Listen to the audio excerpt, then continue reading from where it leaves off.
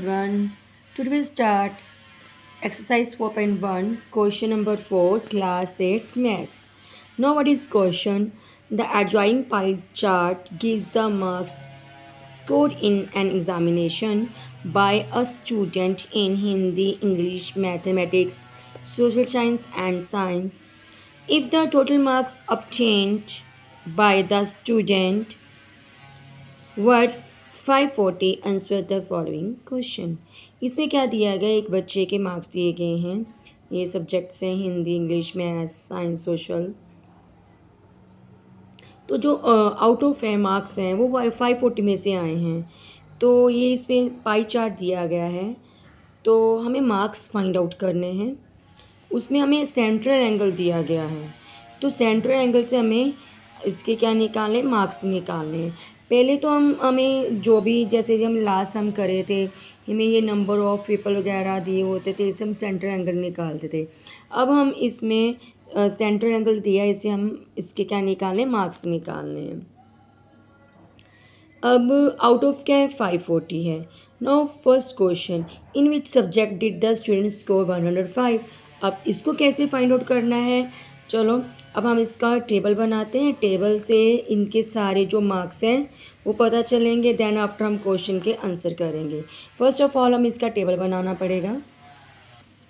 Table के लिए हमें क्या करना है, पहले ऊपर लिखेंगे सब्जेक्ट, सेंट्रल एंगल और मार्क्स। ये मार्क्स हमने फाइंड आउट करने हैं।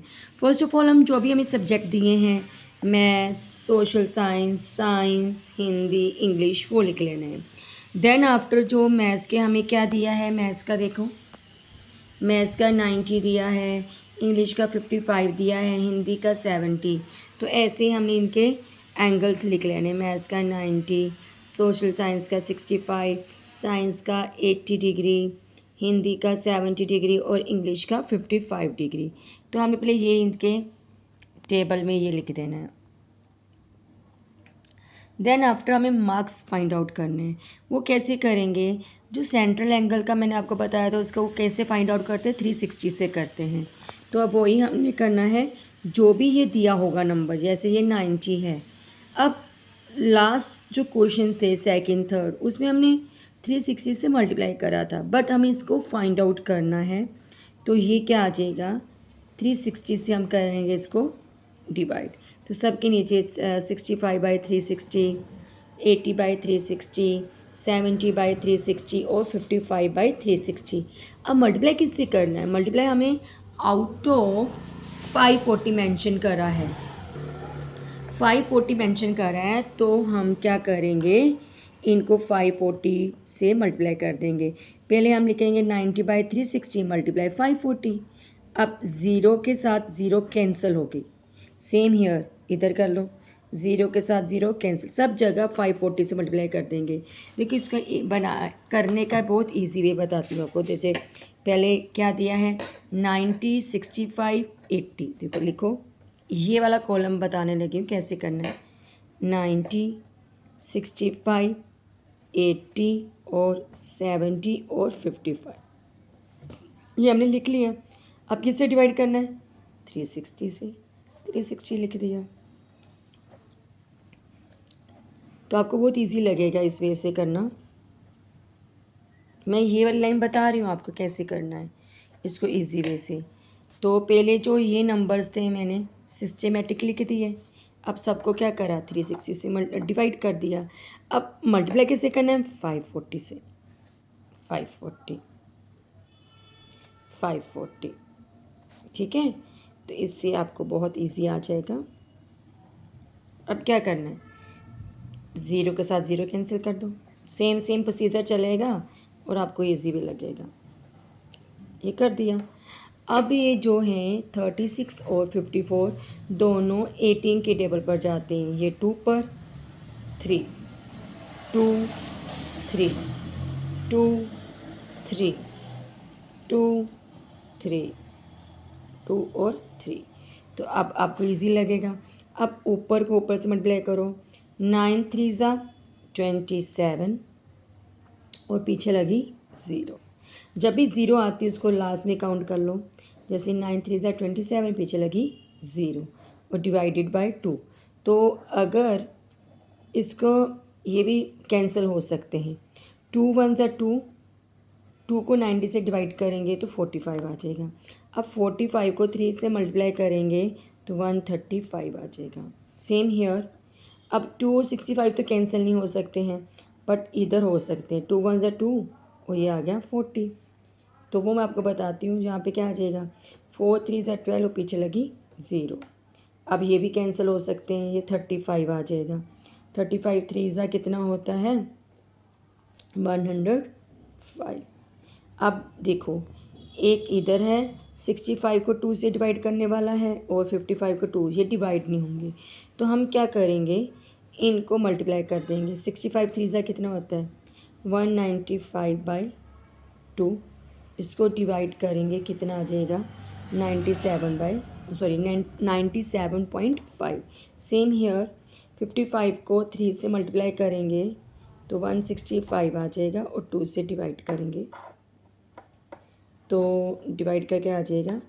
अगर किसी को पॉइंट में डिवाइड करना नहीं आता, मैं वो भी बता देती हूँ।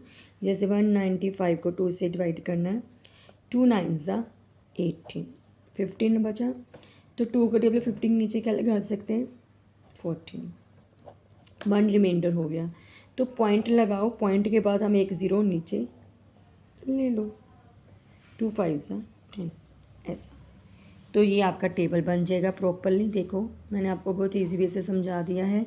तो these are your marks, 135, 97.5, 120, 105 and 82.5। ये मार्क्स आ गए हैं।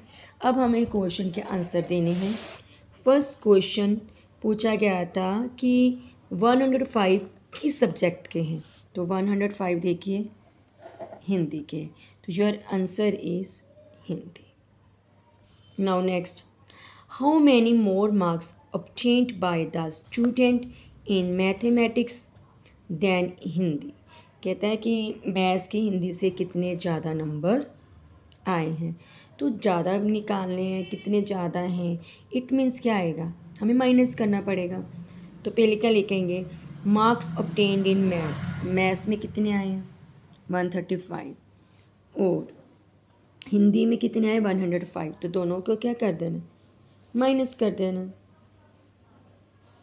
अब next, examine whether the sum of the marks obtained in social science and mathematics, मतलब सोशल और मैथ्स के नंबर को प्लस करना है, is more than science and Hindi, science और हिंदी के मार्क्स को तो इसका टोटल करना है।